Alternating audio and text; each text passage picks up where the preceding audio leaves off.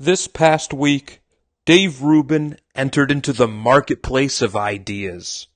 And by the end, he left just about as bankrupt as TGI Fridays on a Tuesday.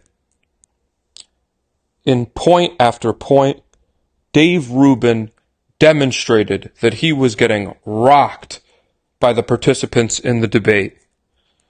His brain overheated in real time. He's got overwhelmed by all of these big ideas. Despite his complete and absolute demonstration of buffoonery, I would like to zero in on this key fact check from the debate.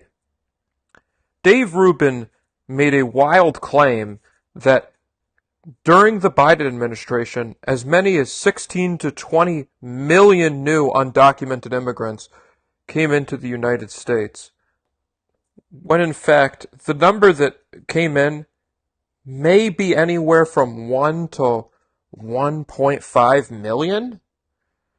Now, where does this number come from? It comes from potentially two places. The first is the actual Border Patrol numbers, that there were 7 to 8 million border encounters. And then from this number, it was then inflated to anywhere from 50% to 100% to reach this 16 to 20 million. I guess it would be even more than that. It would be more than 100%. This would be 150% increase. So I want to raise this to everyone's attention because this is an aspect of the 2024 election that the left completely lost on. And it's unfortunate because we lost in a game of imagination. It's not that we weren't losing on real world facts. We were losing because there is a subset of the country that is completely engaged in raw imagination.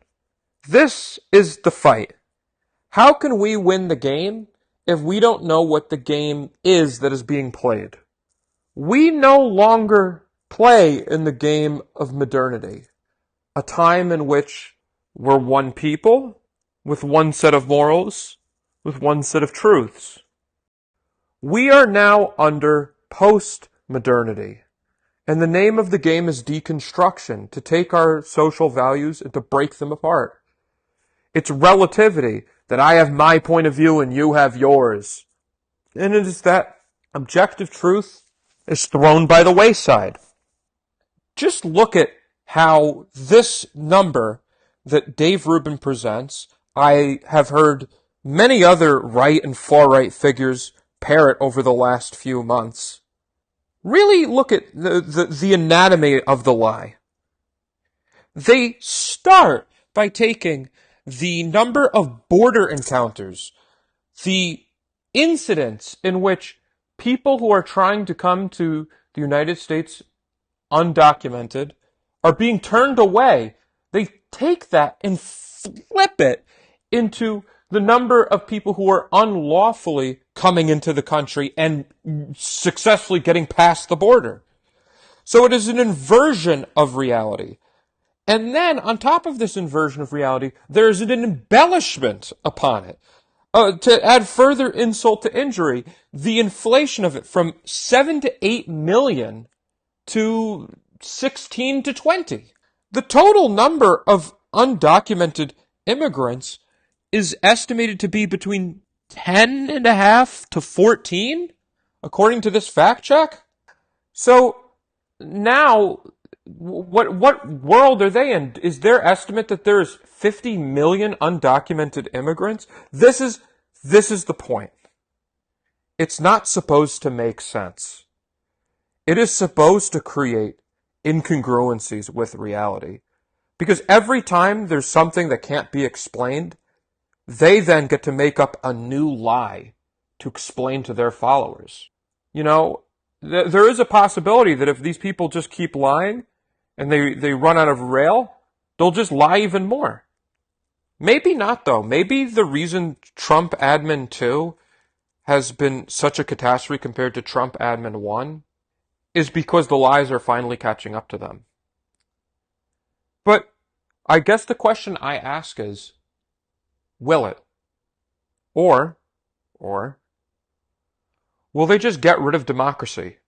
Make the lie go even further to the point they go full authoritarian and then they never have to wake up from the Alice in Wonderland pill-induced coma. Go further down the rabbit hole. We are losing in information warfare. People in the United States, when polled, largely agree on many of the issues in Bernie Sanders' platform, ranging from some version of universal health care to some version of universal college for all, to getting money out of politics, to limiting Supreme Court corruption and bias, reforming how we have gerrymandering in this country and many other forms of political corruption.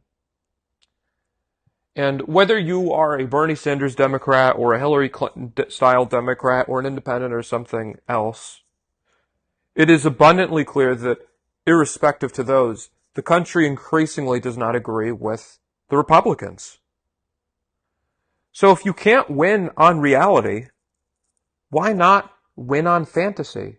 Oh, you won on the issue of single-payer health care, but we, the Republicans, won on the fact that Nancy Pelosi eats babies. An infinite number of potential fictions they can invent and win on. And then we run into then the Scylla and the Charybdis, the rock and the hard place of having to decide, do we give these lies credence by acknowledging them, therefore creating a sort of Streisand effect, or do we ignore them and let them fester and let them spread?